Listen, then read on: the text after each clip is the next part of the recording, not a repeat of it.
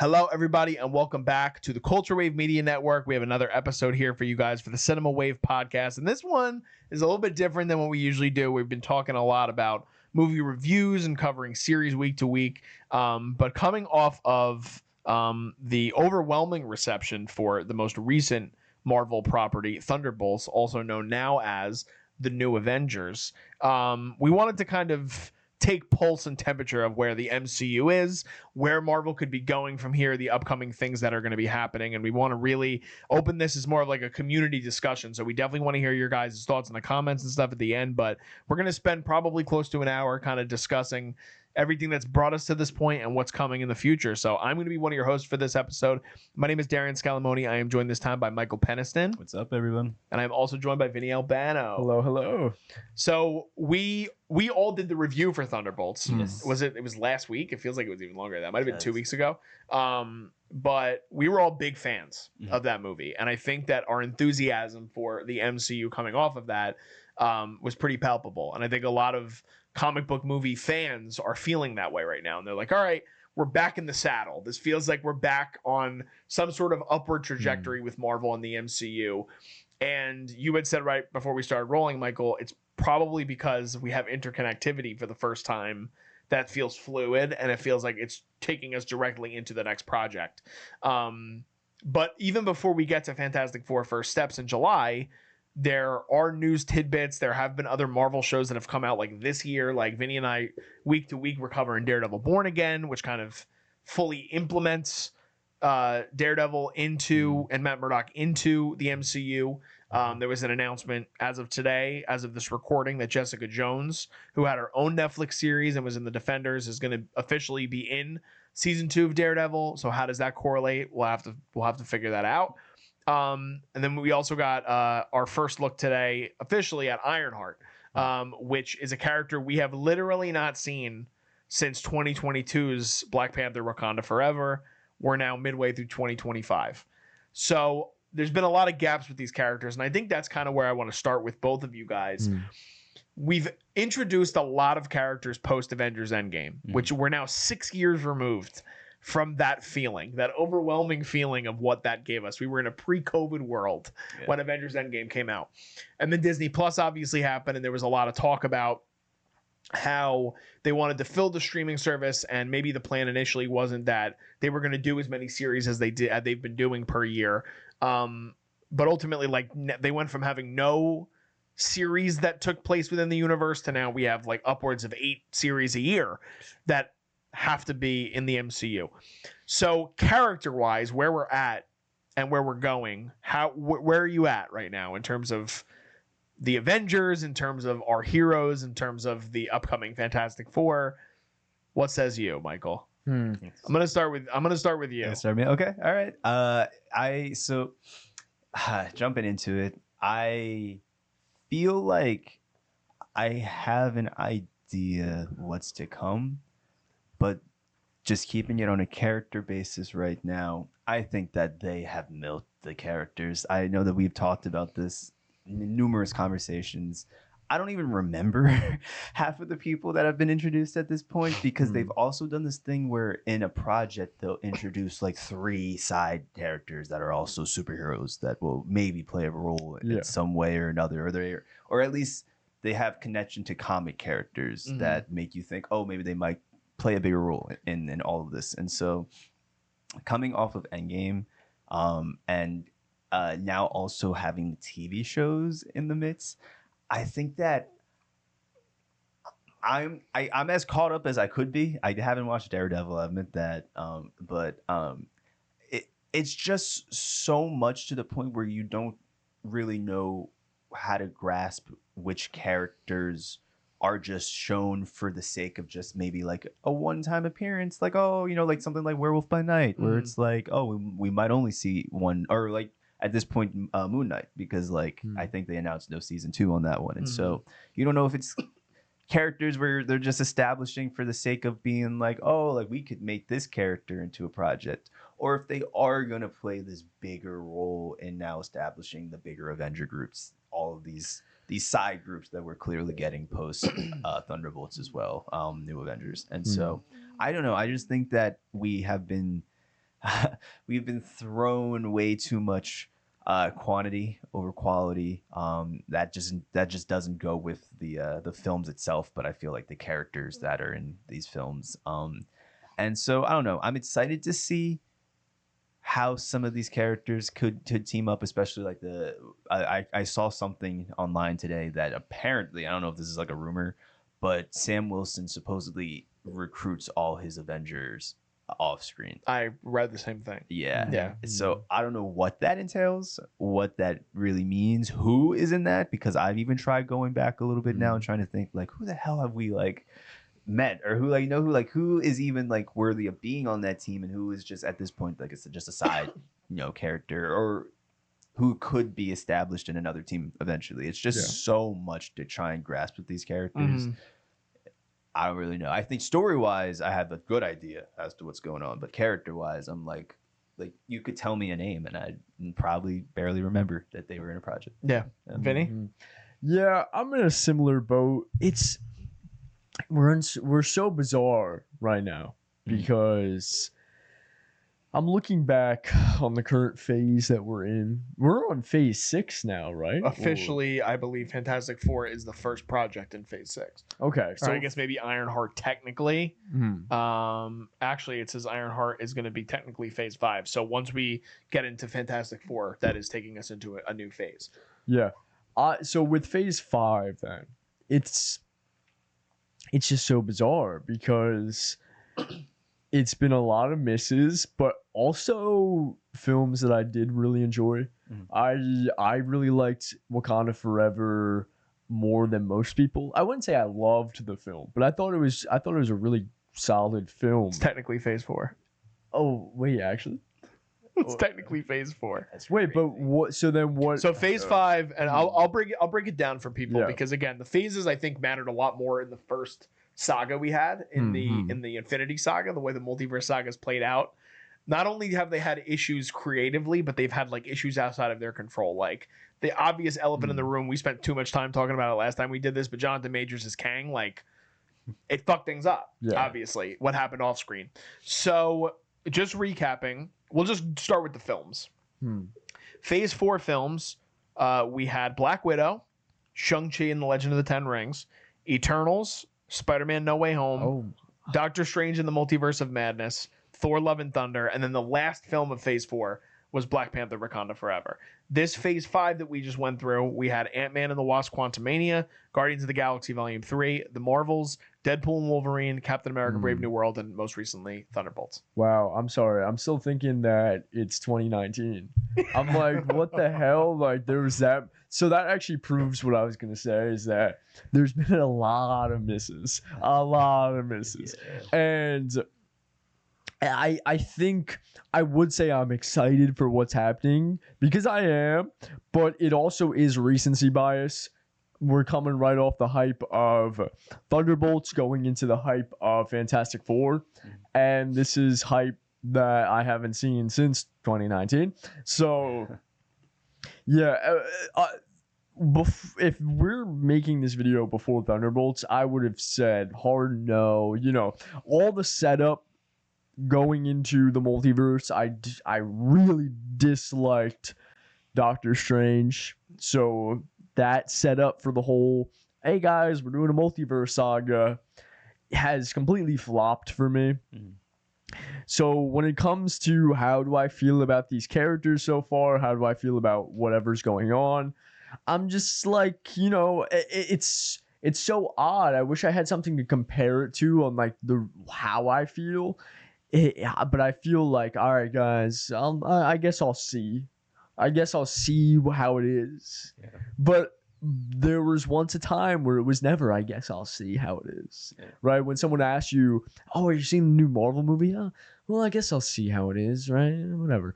But back then, I was like, yeah, of course I am. Like, I'm hyped for this. This is going to be amazing. I was a Marvel fanboy. I don't feel that anymore. Maybe I'm just old now. But yeah, I feel muddied about everything going on, and echoing Mikey's point of like all these characters they introduced I did not. I will say, solid film. Wakanda Forever. Did not care for Ironheart. Not excited for that show. And like other characters, just like that are keep on. Kate Bishop, she's cool, I guess. And then that's right. I don't really care all too much. Same with everything else. There was an Echo show. I didn't even watch that. Yeah, I think that's where. So I think that's what you're talking about, though, has a lot of weight, right? Because we went from this thing where, again, we had these solo movies that set us up to an Avengers with the first saga. We had that first Avengers movie, and we introduced a couple of other characters that were significant. But really, what we did was we just kind of had sequels setting up Age of Ultron.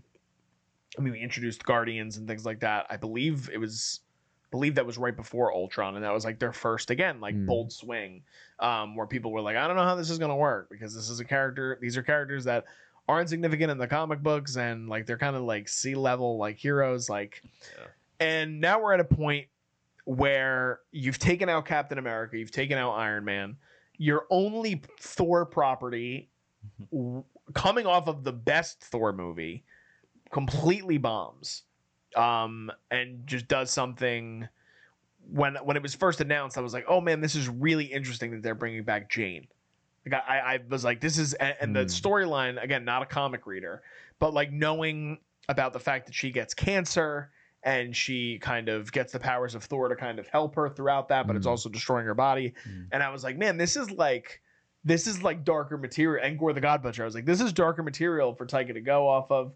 I didn't know how it was going to go, but I really, really like Jojo Rabbit and how he balances the tone there. So I'm like, maybe he'll be able to do it. That was the first one for me, though. It was after Doctor Strange and the Multiverse of Madness. Thor Love and Thunder, I remember coming out of the theater being like, this feels different.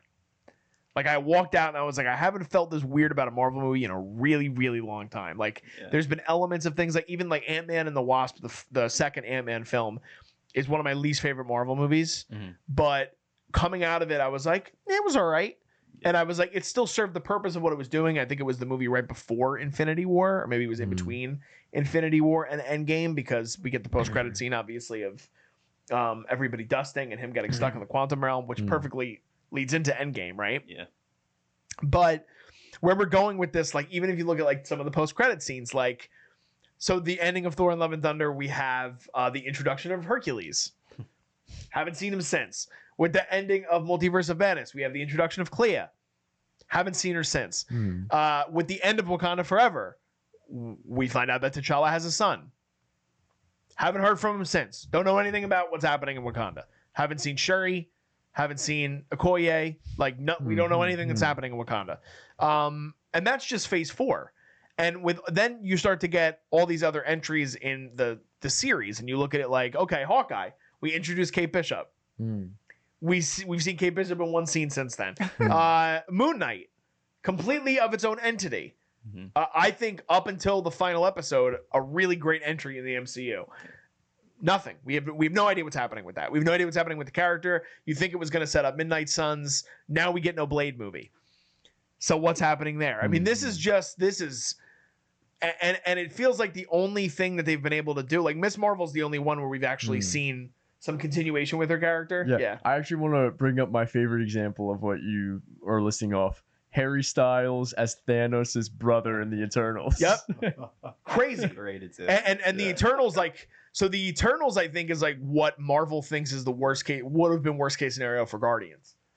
It's like that didn't work for a lot of people. Now, I don't dislike Eternals as much as a lot of people do. I know a lot of people don't like that movie.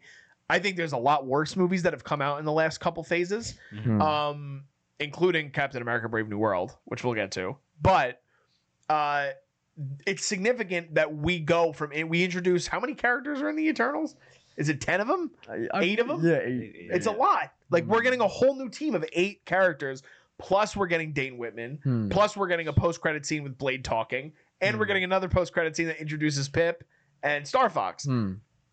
Nothing from any of them. And they're not going to be in anything going forward, because every time they're brought up, they go, we're still interested, but, you know. Like, what are we doing? And I think, I'm not going to lie to you, I think that part of the thinking was when they were going to go with the cosmic route of the multiverse with Kang, maybe that was the way they were going to pivot. And that was going to be the team they were going to focus on. And they were going to wait another phase or another saga until we got to Fantastic Four, until we got to X-Men. I also think, though, that one scene that could have played a major role with Kang, at least, was when you saw like the Council of Kangs. I think that kind of established that like whether they were going to go at war with one another or how that truly played out. It could have been a thing where all of these Kangs were maybe potentially versing a lot of these superheroes. So I think that at a certain point, it made sense to then establish certain characters, even at like power level, because like on one note we've gone like someone like Kate Bishop, or like oh yeah, like okay, Kate Bishop, and then like you have then Sentry who was like at the like what I'm saying, like in like the same sort of time we're being introduced, and then you also have like an Adam Warlock who's somewhere in the galaxy, what I'm saying, and like to know that at some point all of these characters are going to be in like one vicinity, I guess you could say, whether it's Secret Wars or Doomsday or whatever it is, it's just so, I don't know. It's just a lot. It is a lot. So you're bringing up a good point. So let's try to smush it all together for a second. Let's just look at the current phase. Okay. Right. Phase 5, you get 6 films in this phase. Every single one of them plays a significant part for a lot of different reasons. The first one we get is Quantumania. The movie a lot of people don't like. I think it's fine. I don't think it's as bad as people think, but I think it's very fine. Post-credit scene, as you said, Council of Kangs. Significant for if we were going down the route of the continuation of the multiverse saga with Kang leading it, essentially. Yeah. So that's significant for the time, for about a few months. And then Jonathan Majors gets arrested, and that's done and over with. And I think he got arrested before that, and they were kind of just hoping things would blow over. Yeah. Guardians 3, a fantastic entry into the MCU in general. Yep.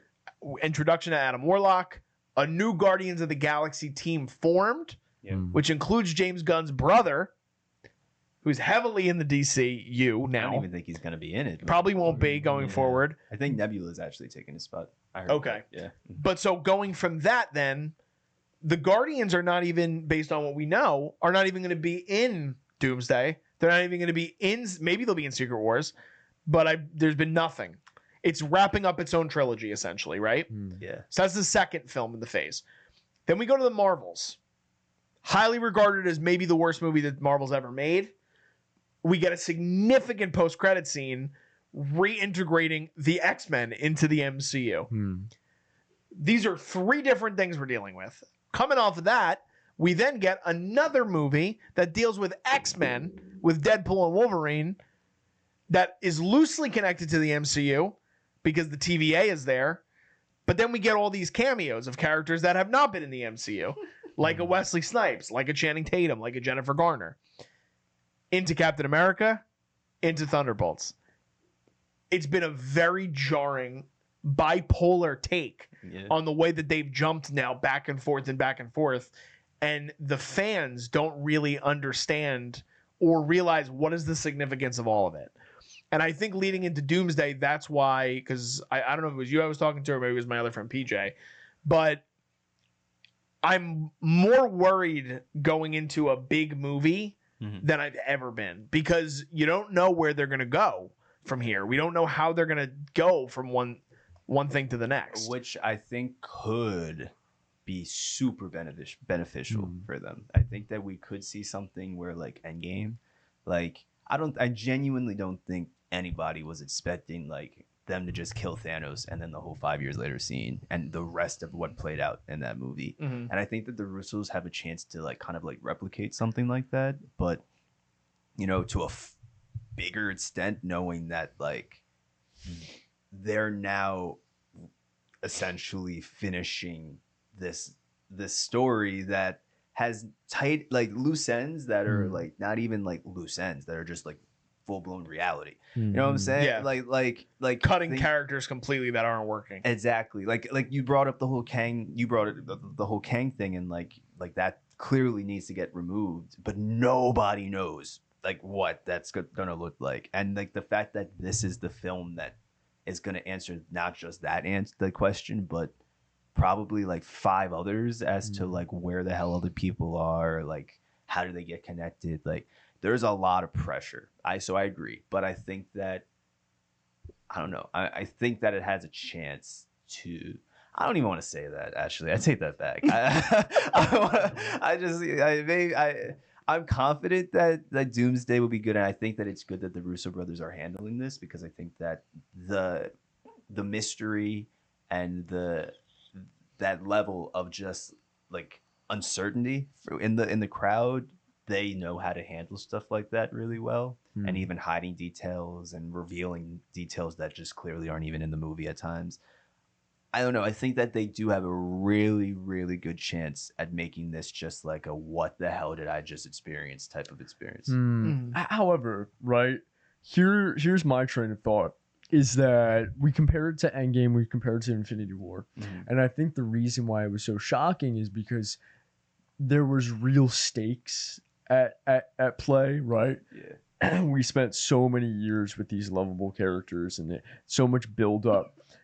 And for them to die and face real atrocity and tragedy is crazy. It's shocking, as if we really knew them and they were real people. Yeah. But, and I do agree with you, Mikey. I do think the Russos have the ability to create something just as shocking again and just as crazy. But where my train of thought goes with that is back to the whole why I don't like multiverse stuff. Is I'm fine with multiverse when you just have different alternate realities and the stories exist within their own realities. But then once you start flip-flopping and like, oh, we'll pull this reality and put them in this reality and this reality, right? What happens? There's no stakes anymore, because you kill an Iron Man and there's a million, and there's infinitely number more different Iron Mans from different universes that you could just start pulling from. Yeah. So I feel like if they really wanted to do something in Doomsday that threatens like that is really truly another tragedy or atrocity within the Marvel world, they need it to be on a universal scale, something that affects all the universes. And I know people are speculating Battle World, which affects all the alternate universes. But that was just my train of thought. Yeah, I think what you're saying definitely makes sense. I think that I think what you're both saying has a lot of weight to it, because at the same time, like you talked about how we jump kind of 5 years in time in the timeline that we were in from Endgame. We know that that the post-credit scene for the Thunderbolts, which directly leads into Fantastic Four, takes place 14 months after the events of Thunderbolts being named the new Avengers. The thing, like you even bring up the thing that like all these things happen off screen. I think that's a big part of what is going to be hard for them to replicate, and it's partly why they have to bring in these other legacy characters to make us feel something deeper, because like some of the characters confirmed for Doomsday are characters that like we don't necessarily have enough of a connection to. And so they're going to have to kill significant people. Now, how they decide to do that is going to be interesting, because there's still a lot of massive people, and there could still be, they've already teased that there's going to be more people announced for Doomsday. I've heard a few other people. Yeah. But a majority of the people we get in Doomsday are characters like, again, like, can Thor die? If Thor dies, one, that will be significant. But two, again, it's like, how are we getting to a point where we're going to have the power thing with characters? Like, if you're killing off Thor, how do you take down Doom? Yeah. You know what I mean? Like, you're gonna need a Thor around. You're gonna need a Sentry around. You're gonna need Reed, obviously. I mean, I think Reed's gonna live. I think. But like, who could die in this? Like, can they kill off an Ant-Man? Yeah. That would be significant because of the connection people have to Scott Lang as a character. Can they kill off a Loki? Like, in my opinion, I think Loki is the end game. I think like he's going to be the one that's going to have to be the real sacrificial lamb because there is nobody to the level of a Chris Evans. Robert Downey Jr. is playing your villain. Like you can't do anything like that. And I do think they're saving obviously things for Secret Wars. Like I think it's not a coincidence that Spider-Man Brand New Day comes out in between Doomsday and Secret Wars. That's the only movie that's slated in between. So Spidey has to be significant. Toby and Andrew have to be significant. So, but it's like, are we leaning too much on that to get our through line, to get the emotion? Because the emotion that they built in Endgame was 11 years of character development to now being like, oh, okay, well, we know that you really, really, really like Hugh Jackman. So we're going to kill him, and we're going to kill him for real. And it's like, we've seen it though already, you know, like we saw it in Logan. It's fun that he's back, but he like, again, it has to be something significant. Like Thor and Loki dying would be significant. Would it be the same level as Tony? I don't know. They don't like Thor isn't coming off of a win, you know, like not that I would want to see the character die, but after Love and Thunder, it's like, okay, the movie was fine. Loki is a different story because I think like how I feel about the series, it's one of the best things that Marvel's ever done. So like, but we've seen Loki die already in the opening scene of Infinity War. So, you know, like that's where my question and my hesitancy lies, right? Because with Infinity War, you just knew that the stakes were so high that something significant was going to have to happen. In Endgame, you're just kind of there for the ride. You're just like, whatever happens, man, I don't know how they're going to do this, but like, obviously, you know they're going to win, but like, are they going to be able to bring everybody back? Nobody had the answer to that question. Now we're in this different age 6 years later where it's like you talked about, Vinny, it's almost like it's insignificant because we know that there is this multiverse. We know that we're going to get these characters. I didn't want to know that we could just get Andrew Garfield like that. I didn't want to know that we could get Hugh Jackman like that. You know what I mean? And like Channing Tatum, again, fun.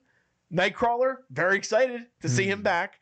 But they're not significant. Like it's not that level. You know what I mean? And you kind of hit it on the note too before with doing certain things, not even just like a death thing, but even bringing in certain characters and having certain interactions. And I'm gonna say it honestly, and I can't believe I'm about to say this because Mikey a few years ago, I would have never believed that Mikey was saying this. But I think that they have milked the fan service.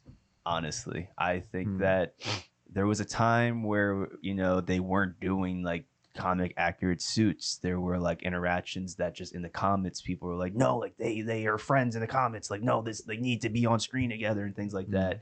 And I think that Kevin Feige just like really started listening to people. Not that that's a bad thing. I think that it's helped them in a lot of areas. That's how we got moments like Andrew and Toby coming back in. And then what's it called? The whole movie of Deadpool and Wolverine. But I think that they're going to play a little bit too much into certain things that need to get done for the sake of the fan service that are just kind of not important to what's got to happen. And I think that they're also going to use that as a way to kill off a lot of these legacy characters that in like different areas, like the whole X-Men appearing in this. I personally think that it's going to lead to a big X-Men versus Avengers type of fight at some point. I think so. And I think that they're going to use that as like a way to hide the fact that Doom behind the scenes is doing a bunch of shit and is like, you know, just because I know that people have been like begging, like, we need to see the Avengers versus the X-Men. Like, we need to see that at some point. And I just feel like, yeah, like, I guess like for the sake of the story, but I don't know, I just feel like they're going to milk a lot of storylines for the sake of the fan service rather than making sense. And we've kind of seen a little bit of that already. Like some of the movies that we do enjoy, like No Way Home and Deadpool and Wolverine, they're great films. Don't get me wrong, and the nostalgia factor is great with it. But there are elements of it that are like, was that really good? Was that part of it? And I think that it takes a little bit of like after the fact to be able to do that.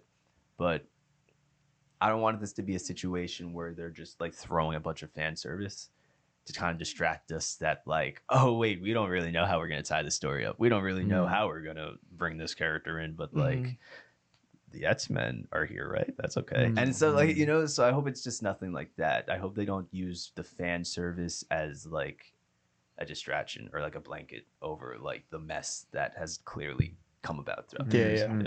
I 100% agree with you. And I think with fan service, where it went wrong is once they started implementing fan service that wasn't earned, right? Because I think fan service is good when it feels earned and it just exists within like, here's the character. Oh, guys, guess what? He did that thing you like. But like then when they start just like you said, I think Deadpool and Wolverine is a perfect example.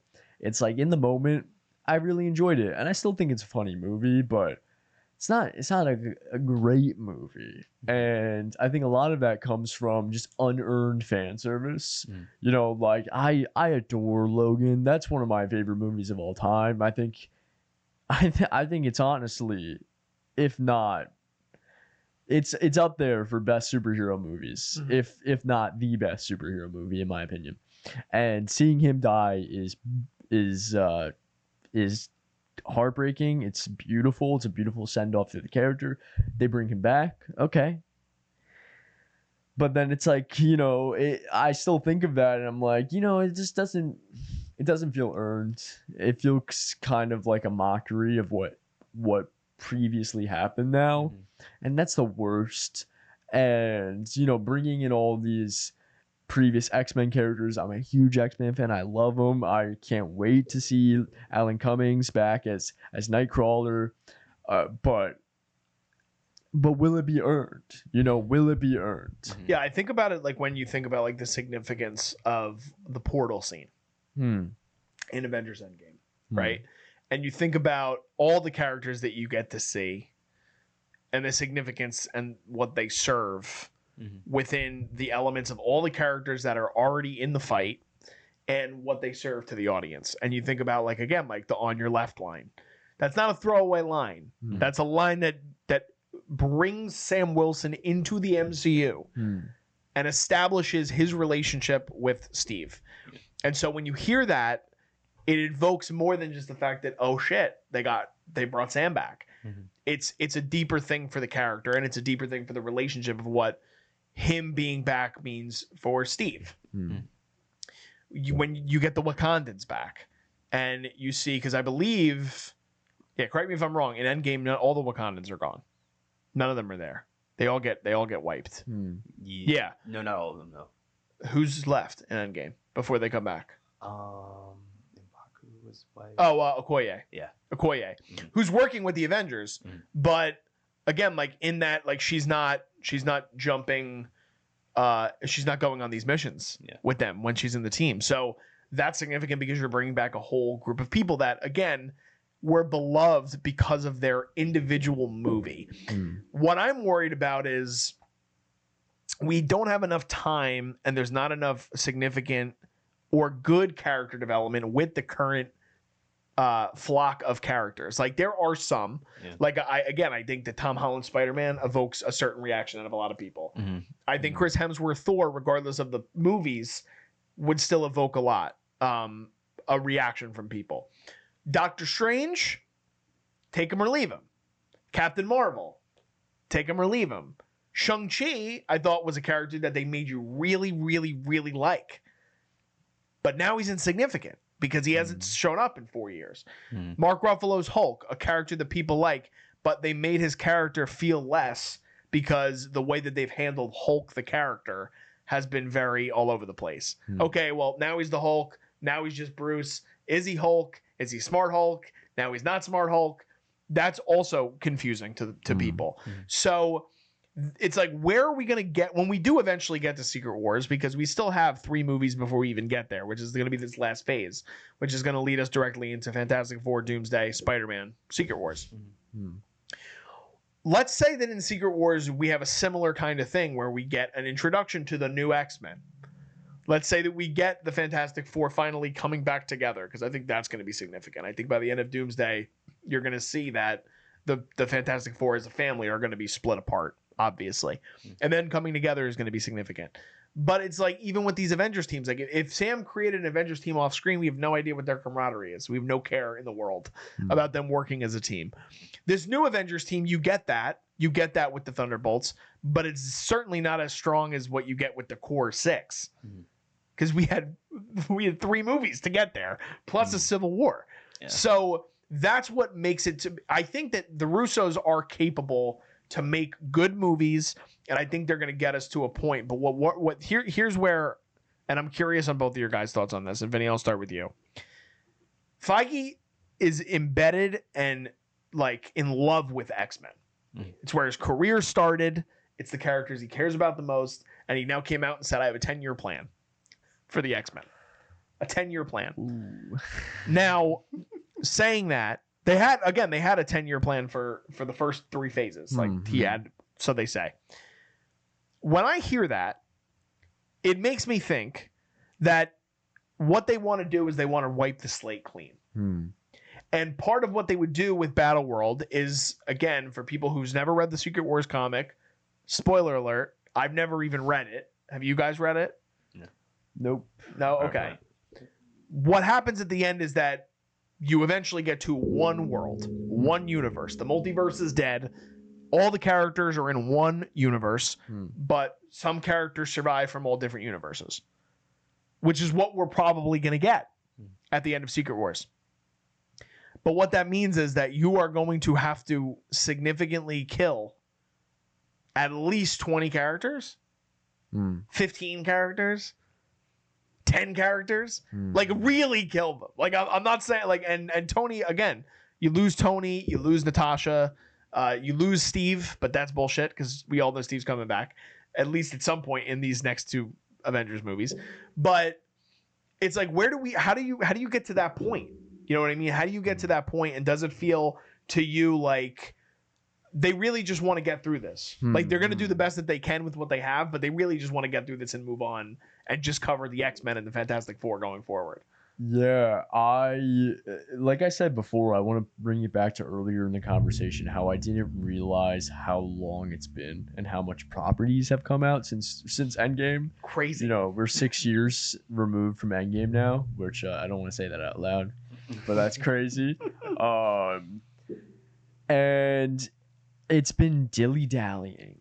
Every property has just been dilly-dallying, and I totally get where you're coming from, because now all of a sudden it feels like we're just like, all right, guys, we're on the move now. Yeah. Oh, we're running. Whoa, where are we going? Like when we were just like doing a super slow walk. We weren't even walking, really. It was just like, oh, we were bird watching. We were, oh, that's Doctor Strange Multiverse of Madness. Oh. And then now all of a sudden it feels like there's a rush to be like Doomsday, Secret Wars, boom, over, X-Men. So yeah, I totally agree with you. And but here's the thing, I love X-Men, I really do. But if they're doing another 10-year plan and they're devoting it to X-Men, we already had decades. We already had 2 decades worth of X-Men content, where that was like the superhero movies of the time, right? That and the Tobey Maguire and Andrew Garfield Spider-Man. Yeah. It was just X-Men before the MCU. But now we're going back to that. So like, my concern is, is the well going to dry up? You know? Yeah, like we have to implement characters from all of these different walks of Marvel. Yeah. Like even if you do X-Men, like you have to have the X-Men have interactions with whatever Avengers live. Yeah. You know what I mean? Like you're not gonna have Florence Pugh since 2021 and then get to 2027, which is now arguably one of the hottest actresses on the planet, as your Yelena, and be like, thanks for your time. We're good now. You can go. Like they're not gonna do that. Like and again, that's like the business side of it, I guess. But that's where I'm just so curious on where they're gonna go, and like we really have to. It's putting a lot of trust, like how we used to do as fans, into the properties without having enough to trust in. You know, like all of these things that we've really liked. Say it's Spider-Man No Way Home. It deals with a lot of nostalgia. Guardians of the Galaxy. It's a complete arc. It's a complete trilogy. Yeah. Like none of those characters are coming back, maybe besides Star-Lord. And Chris Pratt hasn't even been announced for Doomsday. So I do think he's going to probably come in Secret Wars, but we have to wait and see what they're going to do with that. Mikey? So I take that, and I kind of also wanted to jump really quick just to the fan service thing, just because I think that a lot of this will play with that as well. There is a chance for them to do some really cool things, I think, and play into the fan service as well. Coming off of talking about how bad the fan service has been, I think that like you said, there are a few storylines that I think they could tie up as far as bringing all these characters in, and like it could be very intentional. A lot of what we've seen, still, as crazy as it sounds, I've seen a few theories, and I like this idea that a few of these characters represent the Infinity Stones. I don't know if you guys have seen that theory bouncing. You had brought this up, but I don't know what you mean. Can you dive into that a little more? Sure. So I hope I could explain it right. I was sitting here trying to look it up over here so I could get it right. But essentially, I got this far. I could pull this up. So the Infinity Stones being the Space Stone, the Reality Stone, the Power Stone, the Mind Stone, and the Time Stone. They each have their own significant color. A lot of characters introduced in the more recent phase kind of match not only the color of those stones, but the power, and how, like, I think at one point earlier in Endgame, I think that they addressed, or maybe it was Infinity War, but they addressed that, you know, like these stones are still like crucial as far as like being like an anchor. I forget what role they play. Yeah. I've heard that there's a chance that I don't even really know how they would need to fill in these rules or why. Or this, I've heard that maybe there's a chance these stones to come back at some point. I've heard that Thanos could appear again. King Thanos could get killed by Doom, apparently. Not only that, I've heard that I'm gonna come back to this, but I'm gonna kind of like go into another theory with it. I love this theory as well, that Doom as RDJ potentially will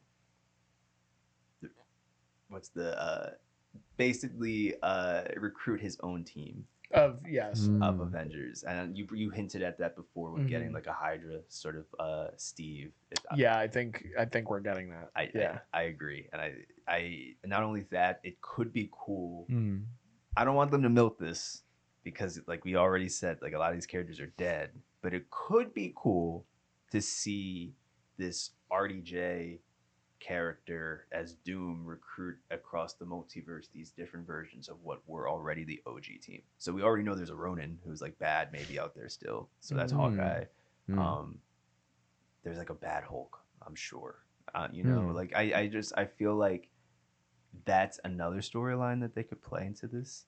I shouldn't have jumped into that from one theory, because now I'm like, how do I go back to the other theory? What was my first? The Infinity Stone with the characters. Yes. And so one of those characters could have been King Thanos that he recruits. I've heard that theory as well. And I don't really know how this would play out with getting these characters. But again, there are certain characters that kind of match these stones. So just to kind of go into it, the Space Stone, the Reality Stone, it's that would be Wanda. Okay. Yes. The Power Stone, purple. Who's purple? I wish I had like this. I know Loki's time. Because Yes. now he's like green, bearing. right? Yes. He's green. He's literally holding time and space together. Yes. Apparently now the Mind Stone, which is yellow, would be Sentry. Oh. Okay. There's an Orange Stone.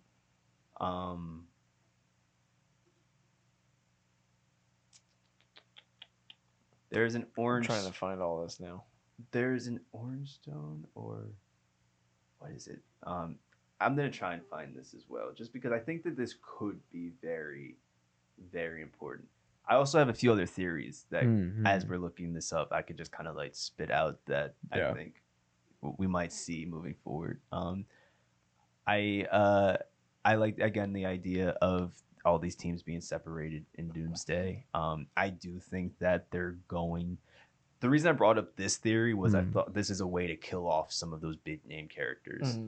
Adam Warlock, I know, was one of those people as well. And it makes me think, oh, okay, you introduce somebody of that level to maybe kill them off in not a kill off way. You know what I'm saying? Like maybe there are ways that some of these characters would be like dispersed in different places or used in different ways, the same way Loki's currently being used, you know, and I know that's more of a god figure, but like I think that a lot of these the Space Stone was America Chavez. Okay. Yeah.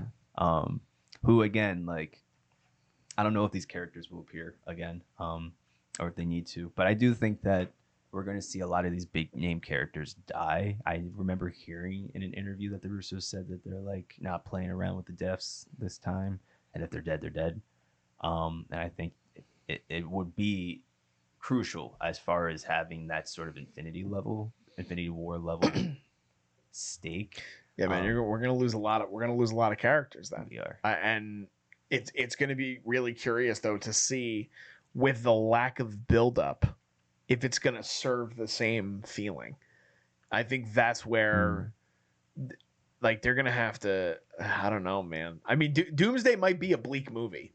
It has the potential to be a really bleak movie. I think that it kind of has to be, especially with like comic fans being like, Doctor Doom is one of, if not the most significant villain in all of Marvel Comics. And now you're casting the face of Iron Man to be Victor Von Doom, which now they've come out and they've literally been like, he's an alternate version of Tony, that I guess just has the name Victor Von Doom.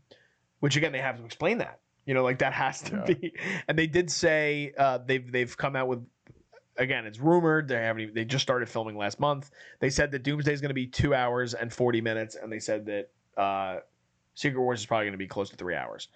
So they have a lot of heavy lifting to do in 5.5 hours with these characters, and that is still where my hesitancy lies. I think that there has been like build up. It's interesting, and it's like, did it all really? And I think that's where that's going to be the hardest thing for them to do, right? Is like the end of the Marvels, like we get the introduction to Kelsey Grammer's Beast, and we know he's going to be in Doomsday. He's already been revealed in the cast. Loki, like you talked about, it has an ending that he's literally holding space and time together right now. Like he's going to be significant. I believe he cast in Doomsday too. Yeah, he was in the cast announcement, right? Yeah. So we know that he's going to be in Doomsday. The end of Shang-Chi, we know that Shang-Chi has now interacted with characters that have gone through the Thanos things. He has a conversation with it's Hulk, Captain Marvel, and I believe there's one more Avenger. I think. I don't remember who the third one is, but I'm pretty sure he has a conversation with 3, or maybe it's Wong. Might be Wong, Hulk, and Captain Marvel. But like he's aware of these characters now. It's like, is that going to be his? Maybe that's the Avengers. Maybe the Avengers off screen, which again would make sense if the Avengers off screen is Sam, Joaquin Torres, Hulk, Shang-Chi, Captain Marvel, and Wong. That would make sense. Doctor Strange is hopping between worlds. Hulk's got a kid that we know. Yeah. Don't know what the significance of Scar is going to be, if any. Captain Marvel has been pretty much just not really existent, except for the Marvels, which was a disaster. So like that would make sense, but we'd have no build up to that. We wouldn't see what their team dynamic would be like. We don't know missions they've gone on together. We don't know the significant, regardless of your thoughts of like Ultron as a movie, like the darker elements of that team and what they're dealing with. Like we wouldn't have any of that going into Doomsday. The cool thing though that they did set themselves up with is a lot of the characters that we know that you've already kind of stated would probably be on that Avengers lineup. In the previous projects, we've seen them, and it's always been like a family member, or it's been like a friend of theirs that's been introduced, and a lot of which I know we've been speculating. It's like the young Avengers they're going to build up because a lot of them are younger, but they do have an opportunity with bringing all of these people and their connections. The main Avengers team, something could happen to them that's like drastic. You know what I'm saying? A few of them, because you're looking at now the heavy hitters of what's the MCU, despite having, Iron Man, all these OGs, you know, having somebody like Ant-Man dying, you know what I'm saying? Then that paves way for his daughter, you know, to be like, oh, I gotta go do this for, you know what I'm saying? So, and then that can kind of build why we're getting a lot more of these characters. And I do think obviously we're gonna end up on Battle World, and I think a lot of these characters will, but even bringing them just together, we've seen now the connection that a lot of these, what could be the main team members have. Even like Hulk, if they bring Hulk, something could happen to him, and then She-Hulk is right there. You know what I'm saying? And I mean, I'm not excited about that, but like, they have again paved a way for us to, in some weird little connections, bring a lot of these characters in. So again, it's really just on how they operated the story, and I know nobody really knows, but the Russo brothers and Robert Downey Jr. So, and if She-Hulk's there, then Meg Thee Stallion is there too.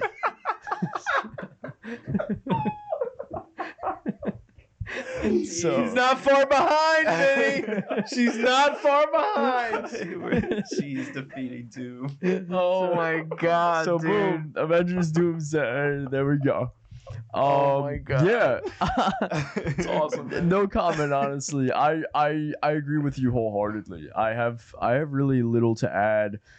I'm just curious. I think maybe the only thing I have to add to that is I think of the Infinity Saga, and I think of how they had their street level, and then they had their cosmic, and then in Infinity War, it just so happened that there were very specific plot points where all of a sudden, boom, they collide and they become one. But right now we have our cosmic, we have our alternate reality, Fantastic Four's in an alternate reality, then we have the alternate reality hoppers, right? That being like No Way Home and multiverse, and it's like so much more now. We also have we have Earth level, and then we have street level now with the introduction of Daredevil and Jessica Jones in the mix and all them.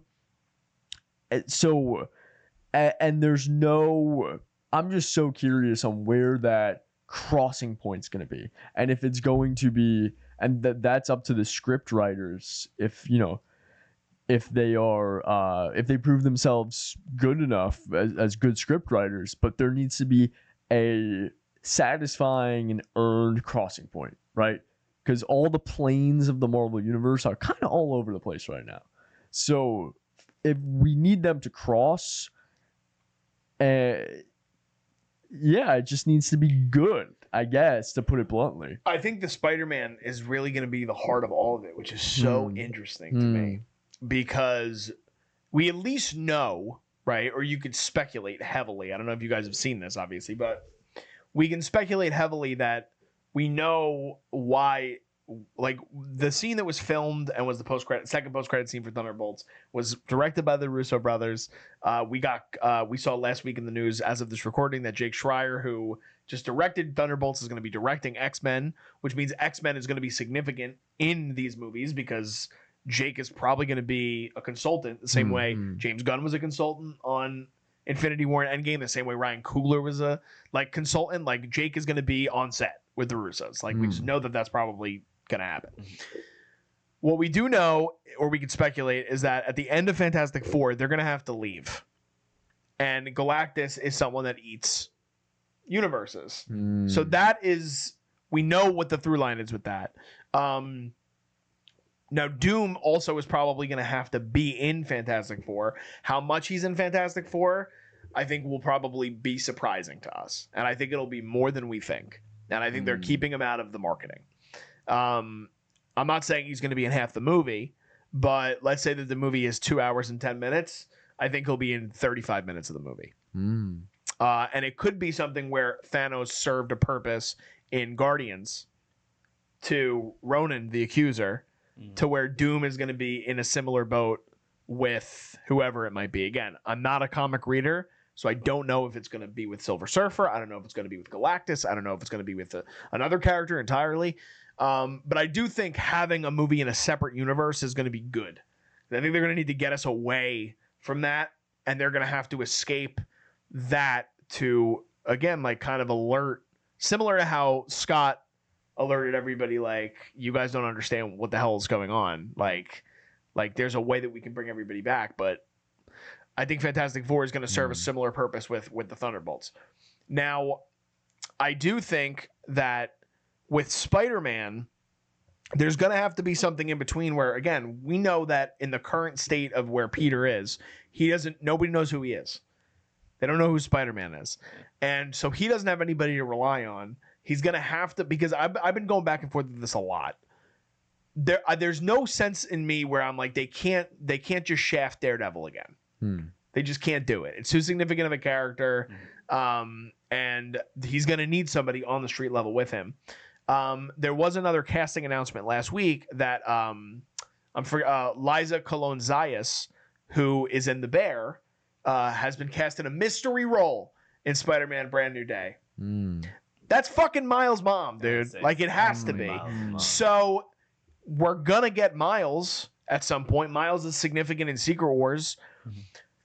That ground level is going to connect, I think, directly into Secret Wars. And there's been no mention on the chairs of Benedict Cumberbatch, and I don't think he's going to be in Doomsday. There was an initial report where he said, I'm not in Doomsday. And then Marvel was like, fuck you, don't say that. And he's like, no, I don't know yet. This was months ago. He's totally not in the movie, is my thought process on it. So he's the only one. He's the only one that knows who Peter is. And him and Clea, who are universe jumping right now, are going to have some sort of knowledge that the rest of our characters have no baseline knowledge of. So that's going to be the connective tissue. I don't think it's going to be a multiverse movie like a lot of people think it's going to be with Peter and Spider-Man Brand New Day. But I do think that the ending of the movie is going to directly lead us into Secret Wars. And it's going to be getting that ground level connected with the cosmic and taking us where we go with Secret Wars. And they're going to realize they lost characters along the way. I agree with a lot of what you're saying. I correct me if I'm wrong, but I feel like there was supposed to be another movie, unless that got scrapped. But I think there's like an untitled movie in Phase 6. I think they moved it because as of now, I don't think there's an undated Marvel movie. It's just the 4 that are coming. It's Fantastic Four, Doomsday, Brand New Day, and then Secret Wars. Okay. I have a theory that they might shoehorn a Doctor Strange movie in there. That's what I had thought. And I think we had that conversation, but I don't know if they're going to do that anymore. I don't know. I feel like it's the same sort of way that the beginning of this phase, Doctor Strange Into the Multiverse of Madness and Spider-Man No Way Home, kind of both set up the multiverse phase to a degree. And I feel like it's going to kind of then end with those films and those characters again. I agree that Spider-Man's for sure going to play a major role in it. I think he's getting black suit at some point for sure. I don't know. Also, there was another thing you had brought up before as far as Doom being in Fantastic Four more than we think. I 100% agree with you on that, and I don't think it's Robert Downey Jr. You think it's a whole different Doom? Yeah, so I remember hearing that another Bollywood actor, huge name in Bollywood. Sahil Khan. Yes. I heard he was cast in another mystery role for Doomsday. It's very interesting. I haven't heard this at all. And a lot of people, because apparently he's like big, like great. He's the biggest Bollywood actor. He's like the Robert Downey Jr. Bollywood. The people, it's crazy. Yeah, people love him. Like, he makes billions of dollars. Really? Yeah. I think that he is our Doom, and I think that he is who we'll see in Fantastic Four, and something will happen in Fantastic Four where he needs to kind of like change his face, if that made sense. And I think that is how we might get. I just know homie's in it. I do, and I think that we've seen, wasn't there something where someone had to like, didn't Doctor Strange have to like time or do something where he like went into a dead body or something? Remember that? Or it was like his own variants. Yeah, I remember you're talking about the zombie Strange, right? Yeah. I think he's gonna do that with Tony. And that's how we get our Tony, Robert Downey Jr. This is so interesting. Yeah. I mean, they'd be really throwing the audience for a loop. Yeah. I think. And maybe they want that. Maybe they want us on our toes Yeah. so much, being like, we have no idea where they're going with this, and then just completely shock us. Yep. Um, Just also because I think Robert Downey Jr. as Doom is just a Doomsday thing. I think he'll then come back for Secret Wars. I don't know if we're as Iron Man? as this new, like the Bollywood actor. I think it's gonna be Doom. Like, In Secret Wars. I think that they're just painting Doomsday up as Robert Downey Jr. as being like this big thing, because think about how many storylines will then play into the events of Secret Wars. You need an interaction with, like, say, Tony and like Black Suit Peter for him to go do something that's like, you know what I'm saying? Like, people have already been throwing that theory out there as far as him tricking Peter and like using him as just being Tony and doing something like that. Like, he's already had connection to a few other Marvel characters being Iron Man. And so I think that, I don't know, it could just be a loose theory. I don't know. It could be completely wrong. But I think that they're just using Tony Stark to set up the events of Secret Wars, and then we won't see Robert Downey Jr. Or maybe we might. So you don't think we're gonna see Robert Downey Jr. as Doom in Secret Wars at all? I think we're gonna see him as Doom, but I don't think it's gonna be as like dragged out of a role as it was in Doomsday. I think Doomsday we're gonna see him as like Doom, but I don't know if we're gonna see. I think we're gonna see all of the OG Avengers at least once in Secret Wars, like like Scarlett Johansson. I think we're gonna see, whether it's like a quick dream of Yelena and you see. Like, I think that it's too big of a movie for them to not be like, let's try and throw in our OGs and like Hydra, Captain America, like things like that. I think they're gonna do that, but I still don't know if Robert Downey Jr. is gonna stay. So interesting. I want to correct myself because I was mixing it up with a different actor, not Sahil Khan. I was thinking of Salman Khan. Okay. But I looked it up, and the actor that they think is not even Salman. It's Sukaruk, or sorry, Shah Rukh Khan. Gotcha. Yeah, who's also really big. I've seen his face around. Well, now my head is in a tailspin. I don't know where to go from here with this. Like no. I totally get. I think at the end of the day, there is optimism to be had coming off of Thunderbolts. I think that we're all excited for Fantastic Four because we're excited to see how they're able to establish it. I think we all think it looks good. It looks different. It's from somebody that has experience in Marvel, in Matt Shakman, who did you Loki or WandaVision? Loki, I believe. And so we know that we have this interconnection. How does that set up Doomsday? We're in the middle of production of Doomsday. It started in April, where it's May 13th as of this recording. Just very curious on where we end up at the end of it. And I think that we're going to probably have more discussions about it. Secret Wars doesn't hit theaters until May of 2027, 2 years from now.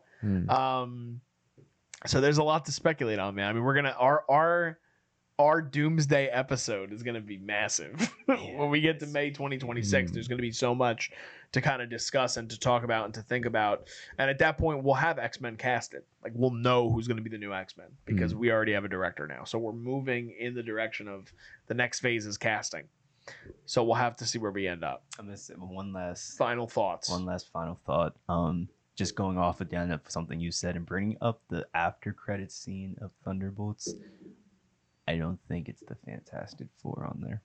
Ooh. I don't. I think it is their child, Franklin Richards.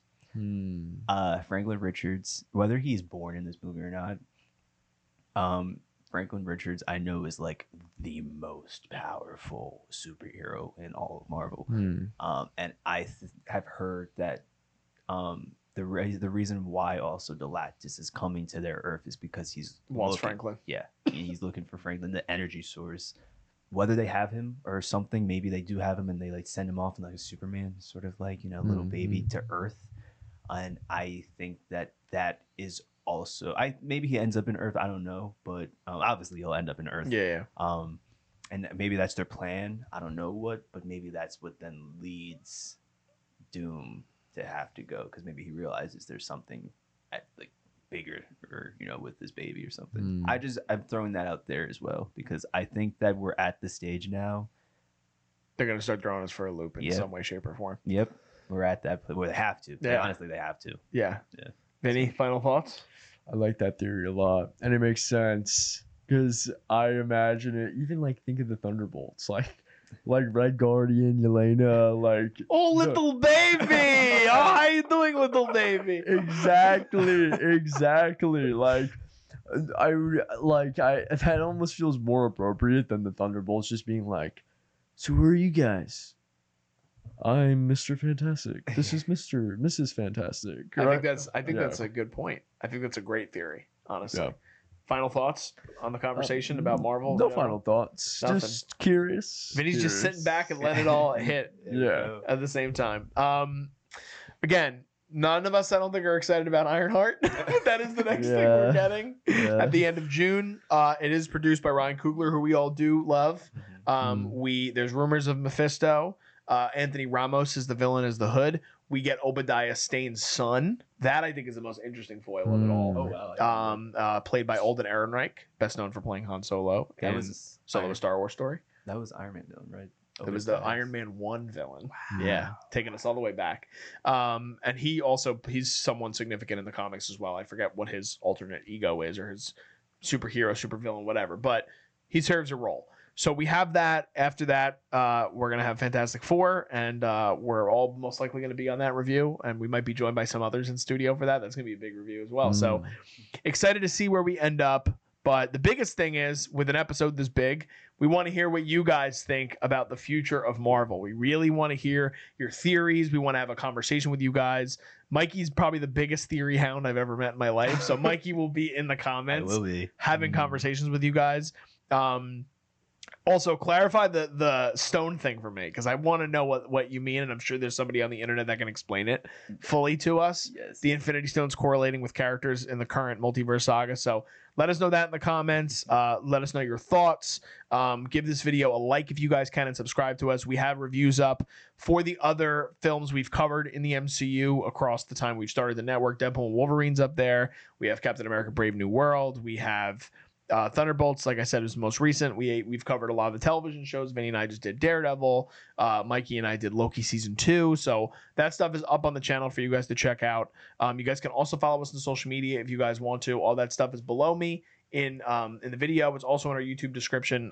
We post news there. We also post clips from our longer form podcast. So please check that out and share it with your family and friends if you guys can. But just signing off, I am Darian Scalamoni. I'm Michael Peniston. I'm Vinny Albano. And we'll see you guys next time. This is The Culture.